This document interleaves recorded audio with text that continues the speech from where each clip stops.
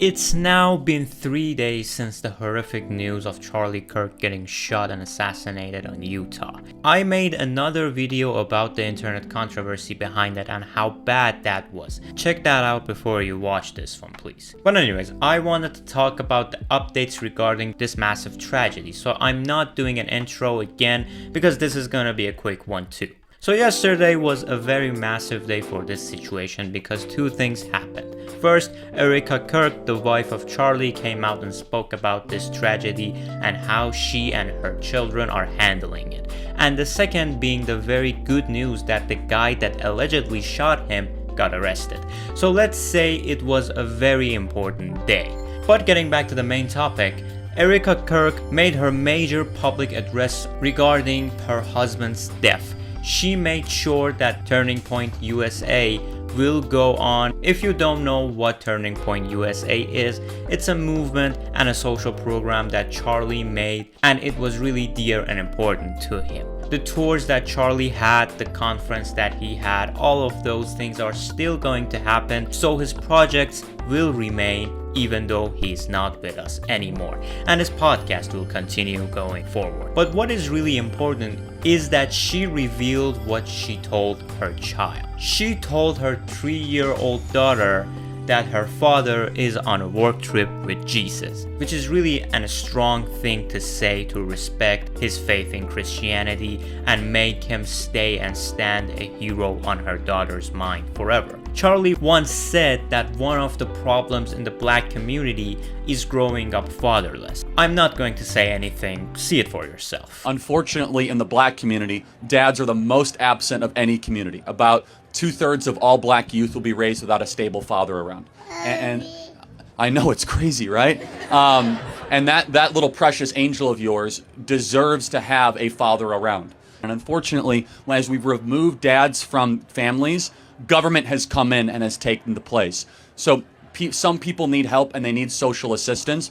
All of that should be about incentivizing the dad staying around, not the dad leaving. So it's really sad that things that he said himself will be affecting his own daughter too, because some demonic people thought that he deserved to die. But I'm sure that his daughter will find out who her dad truly was, and it will definitely be an inspiration towards her growth in the future. So getting back into what Erica said, that those who are responsible for shooting have no idea what they unleashed across the entire country and this world. And this is true because you, as the person who's watching this, very well may be one of those guys that found out who Charlie Kirk is because of the recent tragedy and dramas. And by finding out who he is, you watched what he was all about and what he said and what he wanted to do. That means his world and his beliefs got into an even larger scale, so his inspiration over people that he wanted to inspire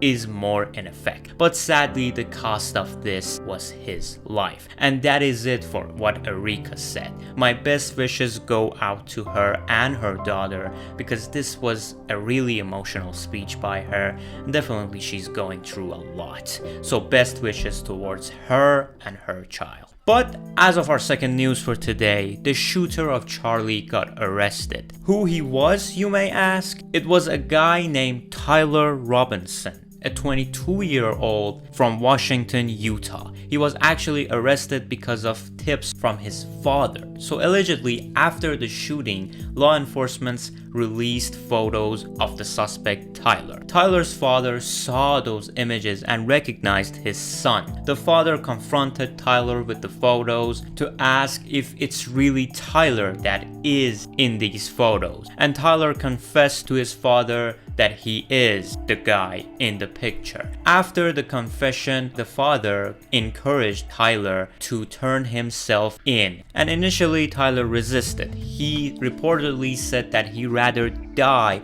by eliminating himself than turning himself in and get arrested. Because Tyler initially refused to surrender, the father reached out to the youth pastor who is also connected with the law enforcement. And this person helped out on getting Tyler arrested. So the father was the guy behind the arrest of this monster that, let me remind you, he said he'd rather eliminate himself than to turn himself in because he killed an innocent man. This guy was truly a corrupted one. But Tyler right now is in custody and he is expected to be charged soon. The law enforcement recovered the weapon and is trying to investigate what was the motive behind this shooting. But we all know why. I mean, it's not really a shocker at this point. Let me ask you, why someone should do something like this? The answer is really simple. Nothing is more dangerous than the truth in a world full of lies. As I said in my previous video, Charlie was brave enough to challenge the things that are somehow the core part of society these days. People are so used to them that they think it's normal to do them,